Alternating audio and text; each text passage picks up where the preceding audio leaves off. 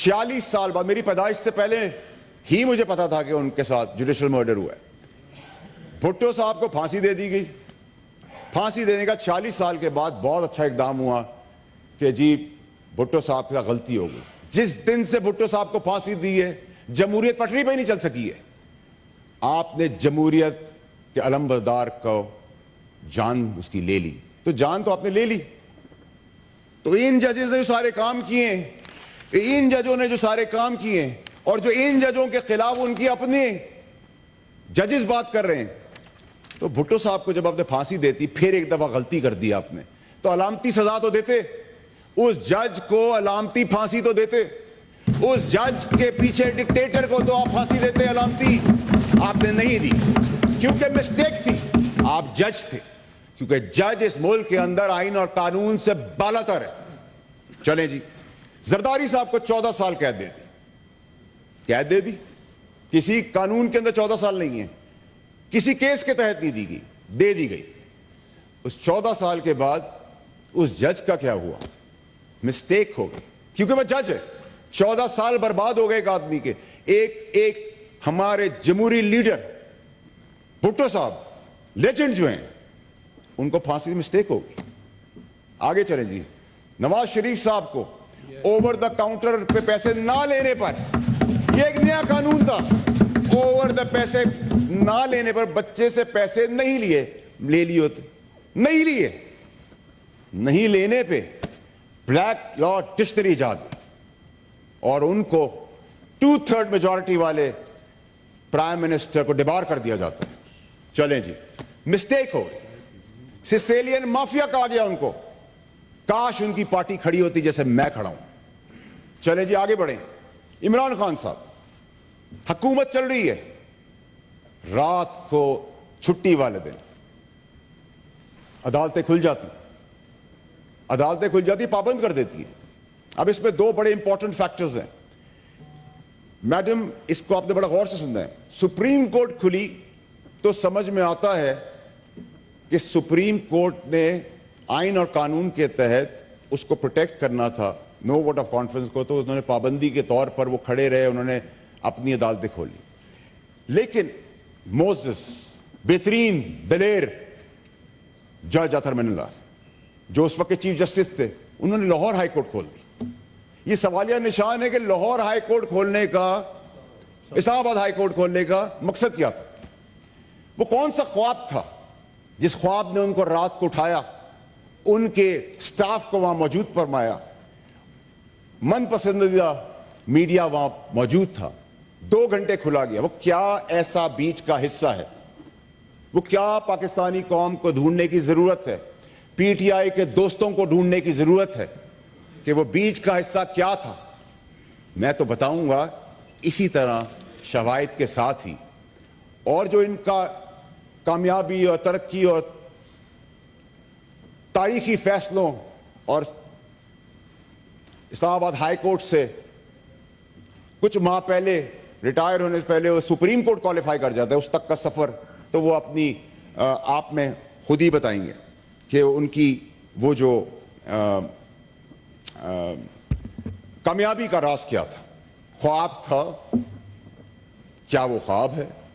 क्या वो किसी की आलाकार थे? क्या वो मदाखलत थी? ये तो वही बता सकते हैं, मैं नहीं बता सकता। अब आ जाएं जी कंटेम्प्ट के ऊपर। मैडम, कंटेम्प्ट होता है, एक पार्टी जाती है सुप्रीम कोर्ट के बाहर, डंडे, गुलेल, पत्थर और पता नहीं क्या क्या, वहां तकरीर की जाती है कि निकालो, हम घसीट के बाहर निकालेंगे। ना कंटेम्प्ट होता है, ना जेल होती है, ना सजा होती है, क्योंकि बहादुर बड़े दिल के मालिक वहां बैठे हुए थे। चलें जी, आगे बढ़ते हैं।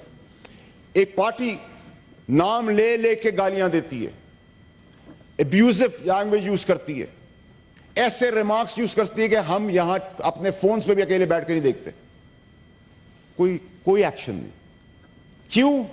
क्योंकि ट्रोल्स आ जाएंगे, ट्रोलिंग होगी आपकी। तो मेरी मां इस दुनिया में नहीं थी, मैं प्रिंसिपल्स पे इस पार्टी से निकाला गया और मैं हटा इस पार्टी से। मेरी मां उस वक्त इस दुनिया में नहीं थी। ऑन बब्बी साहब मेरे दोस्त बैठे हैं, बड़ी इज्जत करता हूं मैं उनकी। मेरी मां की ट्रोलिंग हुई तो मैंने किसी से जब आवाज उठाई तो किसी ने नोटिस लिया? क्या नोटिस से वकार, इज्जत, सादिक अमीन के ना करदा काम के बावजूद भी आप पे एप्लीकेबल है, हम पे नहीं। फिर आपसे मैंने सवाल किया, मैडम, कंटेम्प्ट मुझे लगा दी गई, बता बुलाया लिया गया नोटिस के अंदर। मैं तो कंटेम्प्ट के करीब से भी नहीं गुजरा हूं। मतलब ये ऐसी बात है कि अब रऊफ हसन साहब की मैंने बात की, मुझे तकलीफ दे, मैंने कंडेम किया उसको, लेकिन आप उसमें मुझे इंगेज कर दें।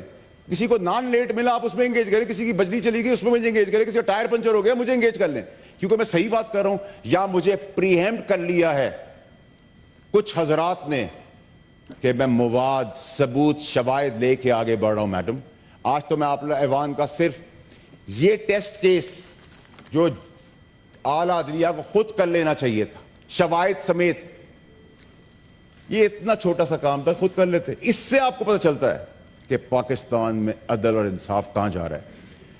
आगे बढ़े जी। मैंने सवाल किया जज बाबर सत्तार की तकर्री के टाइम पे, prior to his elevation as high court जज। उसमें फिर जबरदस्त किस्म के अनमोल जस्टिस देने वाले जस्टिस अतर मनल्ला, उन्होंने कहा कि जी, एक लेटर इशू किया मेरी डिमांड पर, कहा कि जी हमारे पास इट्स रिपोर्टेड, रिपोर्टेड का वर्ड यूज कर तासुर दिया गया, गुमराह करने की कोशिश की गई कि मैं भी गुमराह हुआ। मैंने कहा इसका मतलब तो इनका सबूत है, रिकॉर्ड पे है, जो भी है, whether it is green card, blue card, red card, I am not interested, I am not concerned, I am not bothered, I am not pushed. क्योंकि इस मुल्क के अंदर यह भी नलायकी हमारी है कि हम अगर बाय बर्थ, पैदाइश के तौर पे गांव की जगह अमेरिका में पैदा हो जाएं तो हमसे तो हमारी सिटीजनशिप ले ली जाएगी। और मैंने मैडम इस अवान के अंदर आपको बताता हूं, मैं वाहिद पाकिस्तानी हूं जिसने अपनी औलाद, अपने बीवी बच्चे, अपने मां बाप, बहन भाई, किसी को जो एलिजिबल हैं उनको भी सिटीजन नहीं रहने दिया। ना वो सिटीजन है किसी और मुल्क के, ना मैंने ग्रीन कार्ड ले लिया है कि कल जब मेरी रिटायरमेंट हो तो मैं यहां से ग्रीन कार्ड के बेसिस पे पासपोर्ट लूं और उड़ जाऊं। मेरा कंसर्न नहीं, I am not bothered, I never raised the question उस चीज को, और मैंने क्वेश्चन ही नहीं किया मैडम। लेकिन मुझे जवाब में कहा गया, पहला जवाब में दिखाया गया कि जैसे रिकॉर्ड है, ठीक है जी। मैंने फर्दर आगे प्रोब किया तो कहा रिकॉर्ड नहीं है, तो फिर तो आप सादिक अमीन नहीं रहे। कोड ऑफ कंडक्ट आर्टिकल 2 जिसमें आपको बताया जाता है